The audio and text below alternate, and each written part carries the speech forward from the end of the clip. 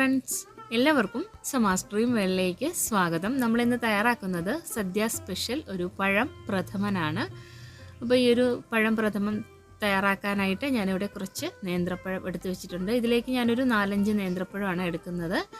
അതൊന്ന് തോലെല്ലാം കളഞ്ഞ് ചെറിയ പീസസ് ആയിട്ട് ഇതുപോലെ കട്ടാക്കി എടുത്തിട്ടുണ്ട്. ആ ഒരു കറുത്ത സീഡും കളഞ്ഞ് ഒരു പാനിലേക്ക് നമ്മൾ ഇട്ട് കൊടുക്കുകയാണ്. ഇനി നമുക്കിതിലേക്ക് ആവശ്യത്തിനുള്ള വെള്ളം ഒഴിച്ചു കൊടുക്കാം. എന്നിട്ടിത് നന്നായി തന്നെ ഒന്ന് കുക്കാക്കി എടുക്കാം. ഇപ്പോൾ ഇതാ പഴമെല്ലാം നന്നായി തന്നെ കുക്കായി വന്നിട്ടുണ്ട്. ഇനി നമുക്ക് ഇതൊന്ന് ഉടച്ചു കൊടുക്കാം.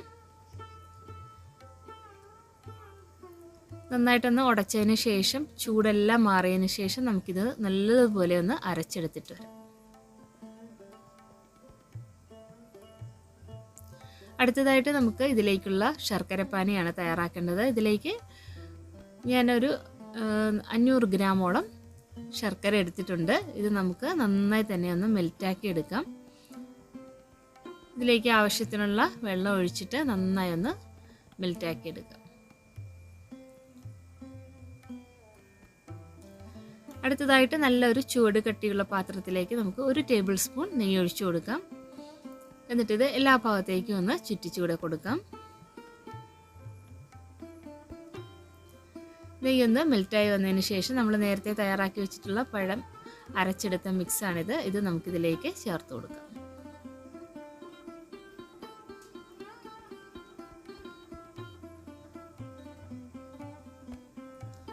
പഴം ചേർത്തതിന് ശേഷം നല്ലതുപോലെ ഒന്ന് വരട്ടിയെടുക്കണം. ഒരു 4-5 മിനിറ്റ് നന്നായി തന്നെ ഒന്ന് വഴറ്റി യോജിപ്പിച്ച് കൊടുക്കാം. ഇനി നമുക്കിതിലേക്ക് തയ്യാറാക്കി വെച്ചിട്ടുള്ള ശർക്കരപ്പാനി ചേർത്ത് കൊടുക്കാം. മധുരത്തിന് ആവശ്യമായിട്ടുള്ളത് നോക്കിയിട്ട് ചേർത്ത് കൊടുക്കാം. എന്നിട്ട് പഴവും ആ ഒരു ശർക്കരപ്പാനിയെല്ലാം നല്ലതുപോലെ ഒന്ന് ഒരുമിച്ച് യോജിച്ച് വരണം. ആ രീതിയിൽ നന്നായി ഒന്ന് വരട്ടി യോജിപ്പിച്ച് കൊടുക്കാം. പഴവും ശർക്കരയെല്ലാം നന്നായിട്ടൊന്ന് മിക്സായി വരുമ്പോൾ നമുക്കിത് ഇതുപോലെ വരുമ്പോൾ കുറേശ്ശെ നെയ്യ് ഇതിലേക്ക് ചേർത്ത് കൊടുക്കാം. അങ്ങനെ ഇതാ നന്നായിട്ടൊന്ന് വരട്ടിയെടുത്തിട്ടുണ്ട്. ഇനി നമുക്കിതിലേക്ക് തേങ്ങയുടെ 2ാം പാല് ചേർത്ത് കൊടുക്കാം.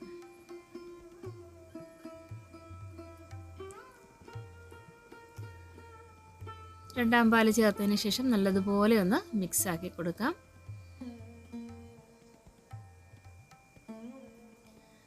ഇപ്പോൾ ഇതാ 2ാം പാലിൽ നന്നായി തന്നെ ഒന്ന് കുറുകി വന്നിട്ടുണ്ട്. ഇനി നമുക്കിതിലേക്ക് കുറച്ച് പൊടികൾ ഓരോന്നായിട്ട് ചേർത്ത് കൊടുക്കാം.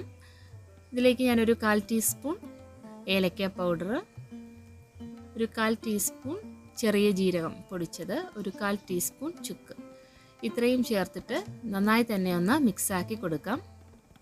നിങ്ങൾക്ക് ഈ പൊടികളൊന്നും ചേർക്കുന്നത് താല്പര്യമില്ലെങ്കിൽ ഒഴിവാക്കാം. ഇത് ചേർത്ത് നന്നായി തന്നെ ഒന്ന് മിക്സാക്കി കൊടുക്കാം. ഇനി നമുക്കിതിലേക്ക് തേങ്ങയുടെ 1ാം പാലൂടെ ചേർത്ത് കൊടുക്കാം.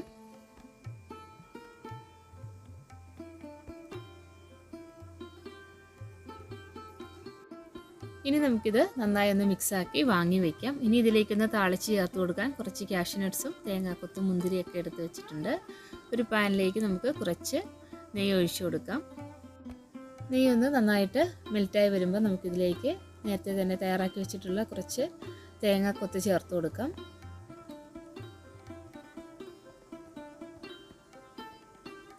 എല്ലാം ഒന്ന് നന്നായിട്ട് മൂത്ത് വരണം. ഇനി നമുക്കിതിലേക്ക് കുറച്ച് കാഷ്യൂ നട്ട്സ് ചേർത്ത് കൊടുക്കാം. പിന്നെ കുറച്ച് മുന്തിരി ചേർത്ത് കൊടുക്കാം. ഇപ്പോൾ ഇതെല്ലാം ഒന്ന് നന്നായി തന്നെ മൂത്ത് വന്നിട്ടുണ്ട്. ഇനി നമുക്കിത് തയ്യാറാക്കി വെച്ചിട്ടുള്ള പഴം പ്രഥമനിലേക്ക് ചേർത്ത് കൊടുക്കാം.